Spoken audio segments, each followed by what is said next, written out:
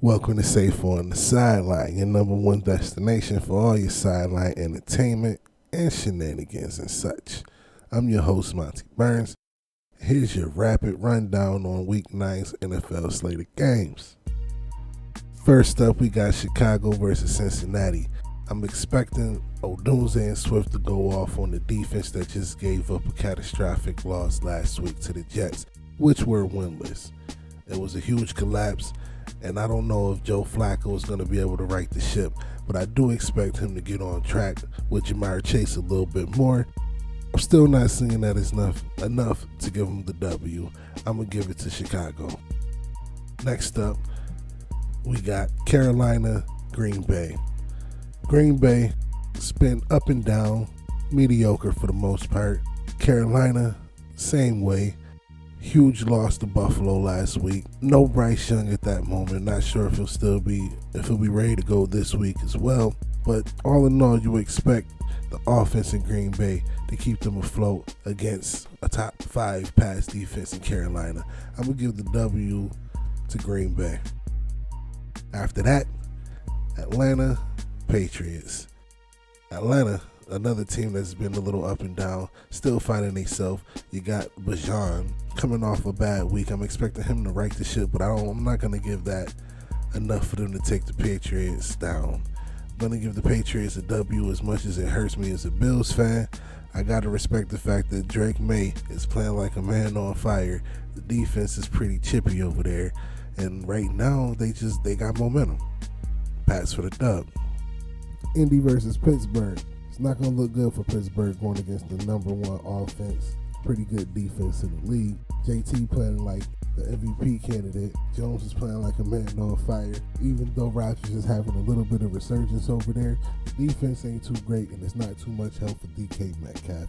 Got to get a W to Indy. I'm quite sure you're doing the same. Then we got the Saints at the Rams.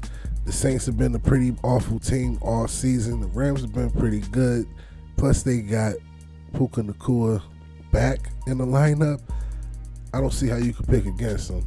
It may be a very lopsided W, but a W nonetheless. Got the Rams.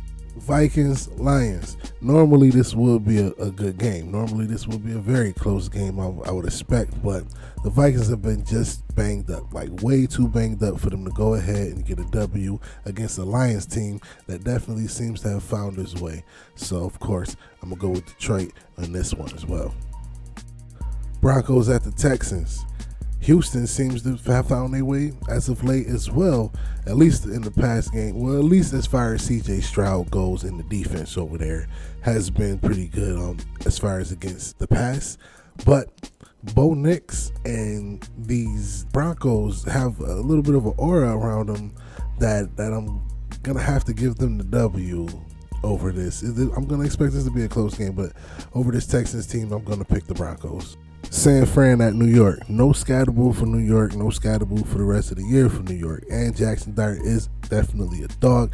New York has a pretty good pass rush, but it's something about San Francisco. Once again, it's this aura that they got. Even though they're dealing with a bunch of injuries themselves, a slew of injuries themselves, something about Christian McCaffrey just don't allow me to bet against him. So I'm going to take San Fran with a W over the Giants this time around. Chargers, Titans. This should be a lopsided game. The Chargers are a better team than the Titans. The Titans haven't proven pretty much anything all season. Although I am rooting for Cam Ward, I don't see how anybody could choose the Titans over the Chargers unless the Chargers have like some type of catastrophic day, in which I'm quite sure the people who betted for them in Vegas will have a huge payout, because I really don't see the Chargers losing this one. You got the Jaguars versus the Raiders. It's probably one that I wouldn't tune into other than the fact that I got Ashton Genty on my fantasy team. Other than that, I really don't know what to expect. Travis Hunter is now on IR. I'm going to have to give a W to Pete Carroll and the Raiders just for the simple fact that I expect them to be closer to like even before the end of the season. Seattle at Washington. I'm going to have to get a dub to Seattle. Sam Darnold has been playing amazing. JSN is that guy. Washington's pass defense is not that great. Although I do respect Daniels and what he can do, I don't think it's going to be doing enough to take the W. And in the 4 o'clock game, I know I spoke on the 8 o'clock Sunday night game already, but I mean, come on. This is the matchup that we're all waiting for, the matchup that we're all looking forward to. 425, CBS, Chiefs, Bills. Chiefs, Bills, Chiefs, Bills, Chiefs, Bills. Damn it. And you know I'm a Bills fan. Mafioso all day. So we can talk about how much effort it's going to take for my Bills to beat the Chiefs. But basically, the only thing that I'm worried about is the pass rush, pass defense aspect. Our offense is capable of shaking back and getting ahead at any point in time as long as they allow Josh Allen to do what Josh Allen does and they keep the confidence in Cook but not run the same play over and over with Cook. You know, they need to get him involved in the pass when the rush is not working instead of just trying to run into the teeth of the defense. If it's not working that way, I understand he has the potential to pop one at any given time, but you have to figure out how to loosen up the teeth of that comb. You know what I'm saying? You got to loosen up them bristles.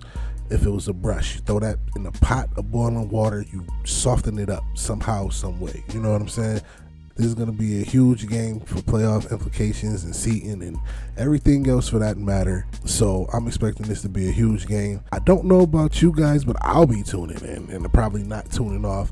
Next up, we got Dallas and the Cardinals. The Cardinals are coming off of their first win after a 5-game losing streak. All of their 7 games they played were decided by 7 or fewer points, so you would expect this to be a competitive game, but I do expect this to be a high-scoring game. Not a blowout, but a shootout, seeing as how Dallas has a very high-power offense and a very, very awful defense. I do expect Dallas's higher-powered offense to edge out the Cardinals in this one, so I'm going to give the dub to Dallas, which should be a fun game for Monday night, even though it may not mean much for the Cowboys or the Cardinals beyond this point, because both of them still have a lot of work to do. Hey, this is Safer on the Sideline. This has been Monty Burns. Thank you, family, for stopping through, and let's catch these games. I'll catch you after them. And lastly, I'd like to give a shout out to everyone who helped make this possible, which is mostly me, and me. And I guess also my 2 kids for being quiet for the most part while I was recording this. Yeah, have a good one.